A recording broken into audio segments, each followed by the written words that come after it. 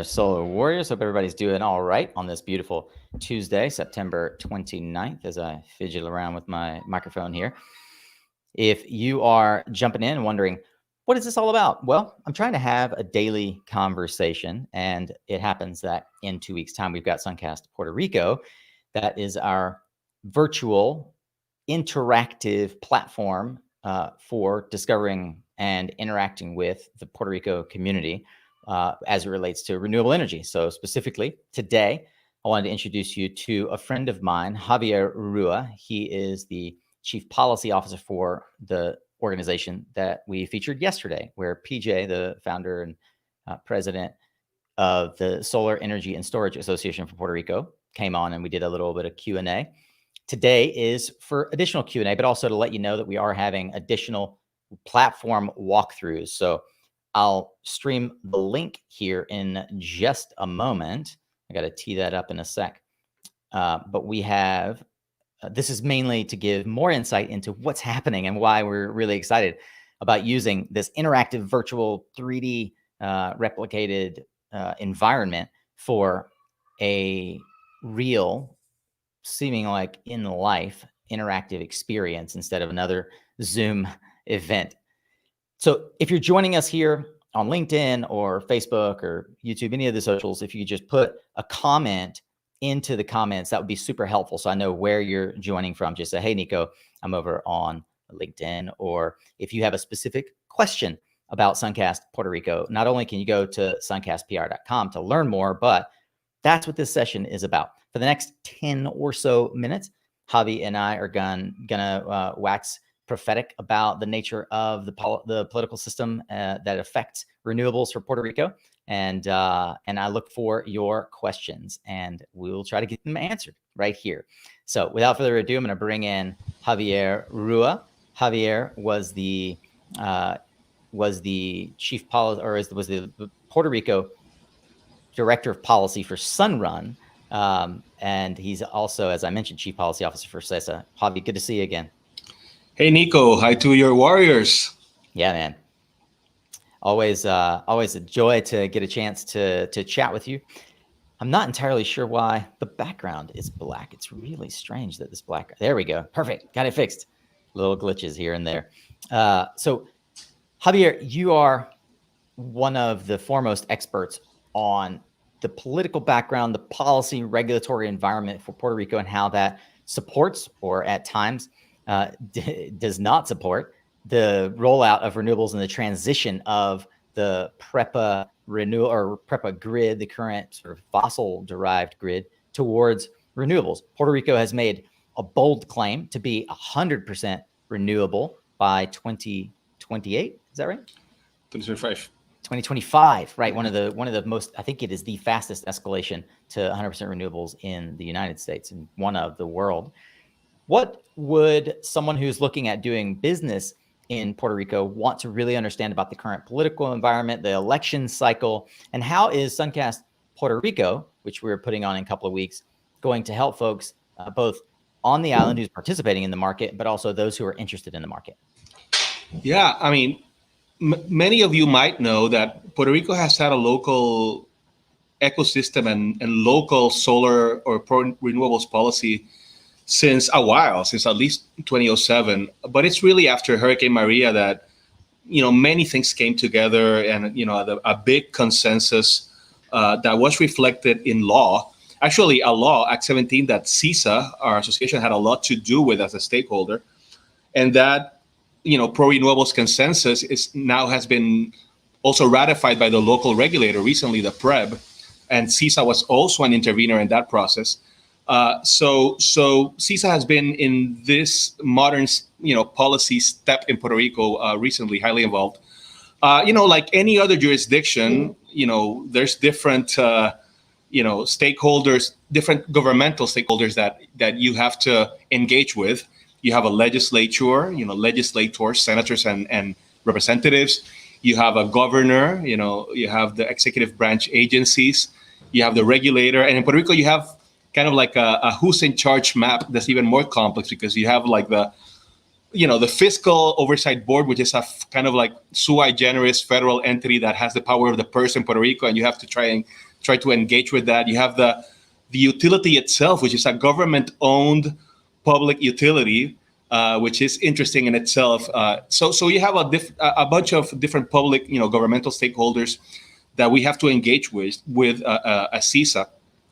And SunCast Puerto Rico is another logical step for CISA to keep engaging in the process. Now we're nearing the elections, so our engagement with the gubernatorial candidates. There's at least 3 major ones, but it's a slate of like 5, 2 with big chances of winning, and a third-party candidate that is moving up. And we've been engaging as CISA with all of them, on issues that we care about, like stopping what we call solar taxes, which are behind-the-meter charges on solar generation, which are part of the mix to pay the utilities debt, which is, we think that's a very bad policy. We've been engaging with all of them and got all these candidates to be on the record against this policy, this solar charges or solar taxes policy. Also, we've been engaging with them on issues we care about, like getting federal incentives that have been already appropriated to flow, right, for the things we care about. So in SunCast, all these issues will be touched upon again, and the candidates are going to be present in our super fun forum that is SunCast. Some of them are pre-recording their messages as we speak to then be broadcast to the live audience at SunCast Puerto Rico. So, and then we also have the resident commissioner in Puerto Rico. Interestingly, the electoral ticket is not like president and vice president. It's governor and resident commissioner. And the resident commissioner is really the non-voting representative in Congress, which sounds like a non-important job, but it's really like Puerto Rico's main congressional lobbyist, and it's a public official. And it's important for them to be well-versed on the issues we care about, and many of them are federal because, these are federal incentives.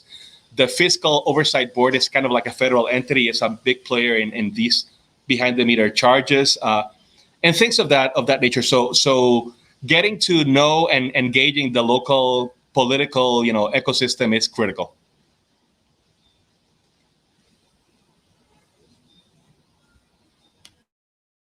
I lost sound. Yeah, no, you didn't. It was me.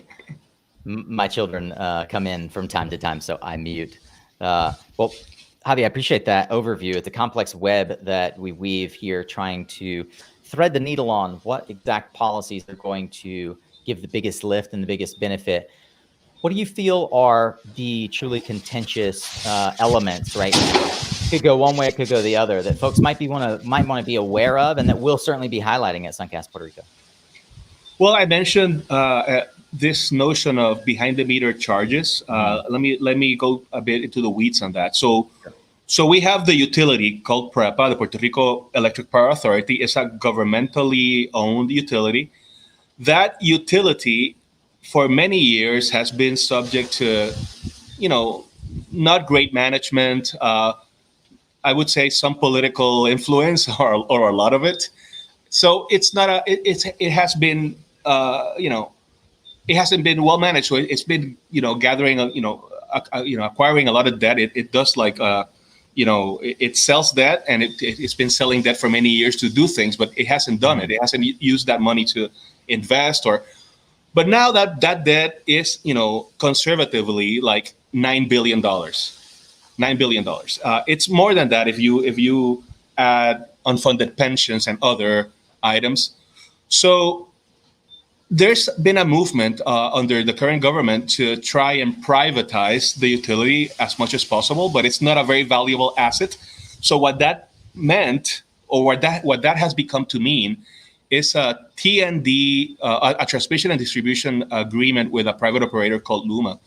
But it seems that one of the unwritten premises of that being successful is having a bankable utility in a way. So, and the way they're pushing this utility to be bankable is within a process called, it's a bankruptcy-like process within a structure called, or a legal regime called PROMESA, the Puerto Rico Oversight Management and Sustainability Act, I think. And that Promesa Act is really a special territorial bankruptcy regime under federal court, but also under the fiscal board. And in that world, one of the formulas that has been used to say, hey, we have to pay this debt is a so-called transition charge, which is basically raising rates on people's bills, but also a transition charge on behind the meter generation, which is basically charging you for the sun you receive in your roof, which is a bit Solar tax, yeah. a bit crazy from our perspective. And but to your question, it's highly contentious. Why? Because from on the one side you have a contending party, which is kind of like the bondholder world, which has its rightful claim to have its debt paid, and then you have another side in which I guess we are there, like CISA and other stakeholders, we're saying, yeah, of course you have to have your debt paid, but there's ways to do that. Let's talk. How can we help you be successful without destroying the future of Puerto Rico energy innovation, right? So it's contentious. The lines are drawn on many fronts, political fronts, economic fronts, and that translates electorally a little bit with candidates that are more inclined to one kind of side of the equation to others, and that's why our engagement is crucial with all the candidates. Yeah, and as you mentioned, we're going to be bringing in the candidates and getting their positions on renewables and how they intend to support not only the solar, but the broader renewable energy mix that we expect to see in the Puerto Rico grid. One last question is there a particular sentiment on the island about whether or not LUMA, the organization that is now going to be managing the grid, is pro renewables, and if or where does LUMA fall in that spectrum? I know a lot of folks are generally unclear about what LUMA is going to do, but they've received hundreds of millions of dollars to move forward with this grid transition.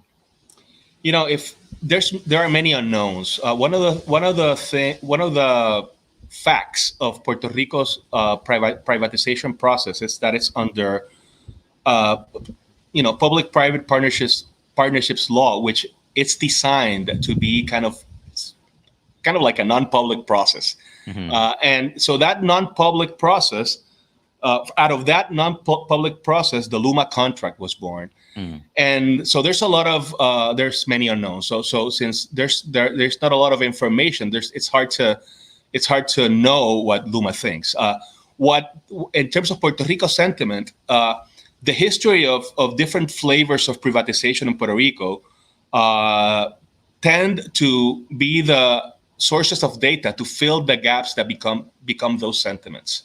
There are some good experiences and many bad experiences. For example, you had a full privatization for a while of the water utility, which was a complete disaster.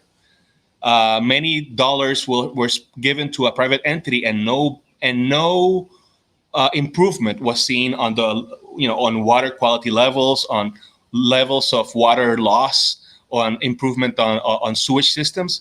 So it was perceived, rightfully so, as a not a success.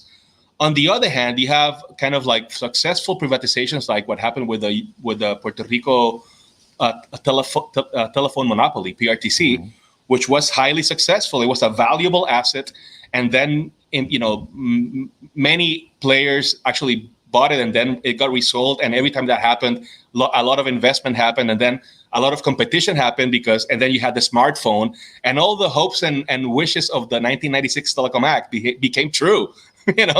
So telecom was successful, even though when it happened, the sentiment was similar to what we have today. Yeah, this is not going to work, but it ended up working in telecom. In energy, there is a great deal of discontent with the utility, with PREPA, and there's a very broad consensus that PREPA has to change. Yeah. But Puerto Ricans, we know what we don't want, but we don't know exactly what we want. So we know it has to change, but we don't know like the exact formula. And I don't know if there's a lot of certainty that the current path is the right one. We're going to try to make it work. And at CISA, we've had good engagement with Luma, at least in terms of conversation channels. But that the result of that is yet to be seen. And we hope it's a successful one. Yeah, and I expect that it will be. I think that the work that CISA does on the island is instrumental. Telling that all of the input I've seen, going back a year plus, when you and PJ and the team were working hard on getting the legislation passed into law. The folks in the room at the signing of the law, the folks in the room helping to support a general understanding at a legislative level are the folks at CISA. So we're really incredibly grateful for the work and advocacy that is done by the Solar Energy and Storage Association in Puerto Rico. And it's been a great pleasure and honor to partner with you and PJ to help bring SunCast Puerto Rico to life. It's hosted by CISA, and you guys are helping pull together a fantastic program. So Javier, thanks. I'm going to do a quick demo from yesterday's video of the actual platform so folks can see it, and then we'll sign off for now. I'll say goodbye to you, Javier. Any parting thoughts? No, let's keep fighting, warriors. Absolutely. Fantastic. Well, thanks, Javi, for joining us on today's quick soundbite here. I am going to show a quick video here. Let's see. Share screen. And I think the only way to do this is actually put this up and then go next. Let's see. Well, this is interesting. It's not showing it.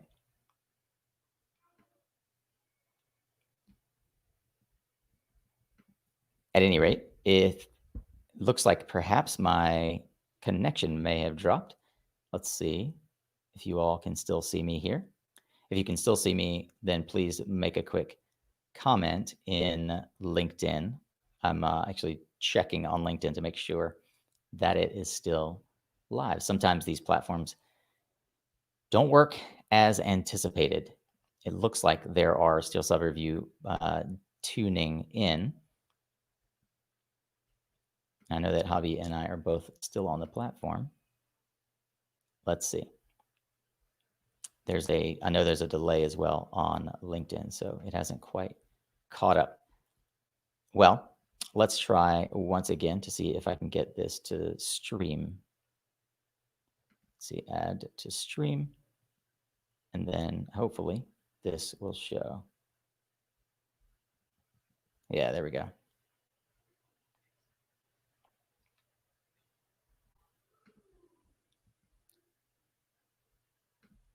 Javi, I just want to check, because this is one of those things, even when you're live.